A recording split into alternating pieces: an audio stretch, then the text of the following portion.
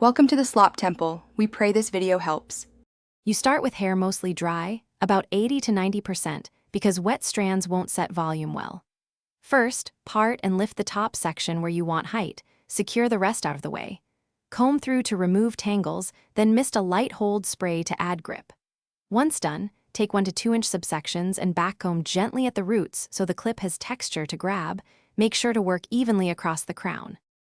Next, you'll transform texture into lift by placing the clips strategically.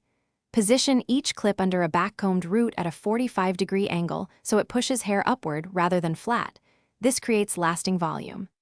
Clamp with the teeth close to the scalp. If you clamp too far out, you'll flatten the shape.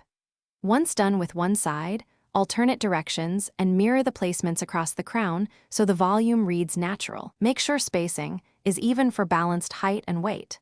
To lock the lift, let the clip set for 10 to 20 minutes. For faster results, briefly blast with low heat and then cool to set the curve. When you remove each clip, do it gently and use your fingers or a wide-tooth comb to shape rather than brushing out the volume.